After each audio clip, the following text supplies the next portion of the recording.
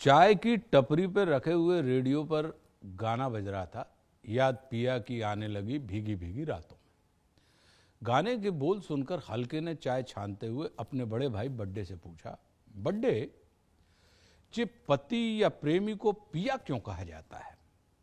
सिद्ध पुरुष की भांति बड्डे बोले, क्योंकि वो पिए हुए होता है या पीने की चाहत से भरा होता है, इसलिए उसको पिया कहा जाता है। हल्के ने पूछा, क्या पिए रहता है वो, और क्या पीने की चाहत होती है उसकी? बड्डे ने झिड़कते हुए कहा, इसलिए हम पिछले 10 साल से तुमसे कह रहे हैं कि शादी कर लो, लेकिन नहीं, तुमको भीष्म पितामह घाय ब्रह्मचारी बनने का शौक चल रहा है। इसी भीषमयाई के चक्कर में तुमको सड़ी सी बात समझ में नहीं आ रही। अपनी प्रियतमा के प्यार में गुड़ पग्गा के माफिक पगे हुए मनुष्य को जो उसका प्रेम पीता है या पीना चाहता है, उसको पिया कहते हैं। हल्के ने टोकते हुए कहा, प्रेम तो किया जाता है बड्डे, पिया थोड़ी जाता है। बड्डे ने आधिकारिक स्वर में कहा, प्रेम किया भी जाता है और पिया भी जाता है, नहीं तो इतने बड़े गीतकार आनंद बख्शी साहब जी क्यों लिखते कि ना जाने दिल बिच की आया, मैं प्रेम प्याला पी आया, मैं जी आया, मैं जी आया, मैं प्रेम प्याला पी आया। होय होय होय होय। अच्छे से समझ लो, पति और पिया में अंतर है। जो अपनी पत्नी से प्रेम करते हैं वो पति कहलाते हैं, और जो उनका प्रेम पीते हैं वो पिया कहलाते हैं। मेरा छोना, मेरा बाबू, मेरा स्वीटी जैसे पिया के कई प्रकार होते हैं। जैसे अटक पिया, जो सिर्फ अपनी पत्नी में अटका हुआ हो, इसकी हालत बिल्कुल लाई लप्पा जैसी होती है। वो अपनी पत्नी की उंगली में मिट्टी के गोला के माफिक रबड़ बैंड से बंधा रहता है। वो कितने ही दूर जाए लेकिन लौट के पत्नी की हाथ की गद्दी में ही आता है। फिर होता खटक पिया, जे अपनी उलूल जुलूल हरकतों के कारण पत्नी की आंखों में हमेशा खटकते रहते हैं। इनको तुम प्रीतमा की आंख का ककरा माने कंकड़ मानो। इनके होने से पत्नी की आंख बरहमेश हमेशा बहती रहती है। फिर होता भटक पिया, जो पत्नी होने के बाद भी इधर उधर भटकता रहे। गले में पट्टा डला होने के बाद भी ये दूध रोटी की जुगाड़ में गांव भर के बर्तनों में चुपचाप मुंह मारने की जुगाड़ में लगा रहता है, और गांव भर की औरतों से लाते खाता है अलग से।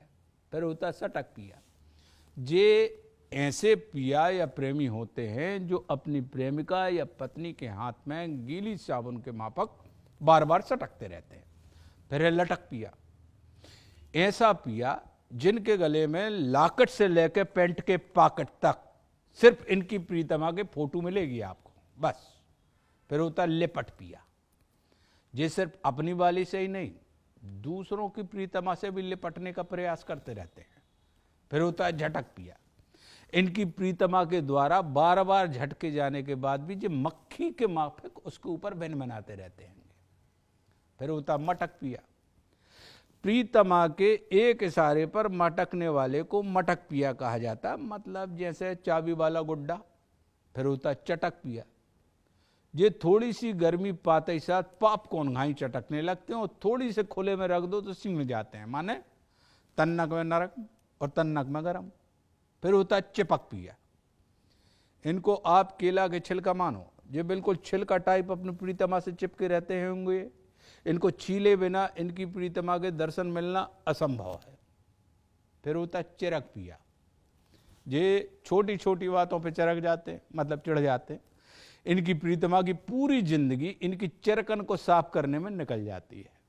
फिर होते फटक पिया, ये वो प्रिया है जिनको इनकी प्रीतमा सूपा में फटकती रहती है, क्योंकि वो जानती है कि बिना फटके इनके अंदर का सार नहीं निकलेगा। फिर होता विकट पिया, ये सबसे भयंकर प्रजाति है हल्के। ये कब विकेट यानी दुष्ट हो जाए और कब विकेट, इनका कोई भरोसा नहीं है। जे आप स्टंप की गार्ड लेके लेग स्टंप पे खड़े रहते और मिडिल स्टंप पे चाक से निशान लगा के बल्ला ठोकते रहते हैं।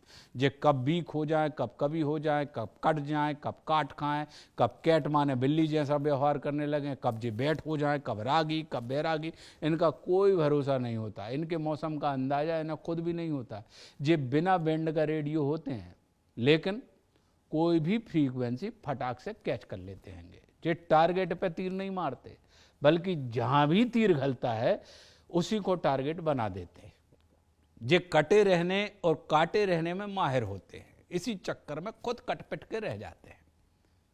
पिया के प्रकार बताने के बाद बड्डे ने हल्के की ओर देखकर गंभीरता से कहा, देखो हल्के, हम तुम्हारे बड़े भैया हैं, इसलिए तुमसे कहते हैं कि ये ब्रह्मचर्याई के चक्कर छोड़ो, इसमें कुछ नहीं रखा, उल्टे घर में महाभारत हो जाएगी। जैसे भीष्म पितामह छिदे छिदाए डले थे ना, वैसे गत तुम्हारी होगी। फिर हमसे ना कहना कि बड्डे पहले आपने बंसी क्यों नहीं फूंकी।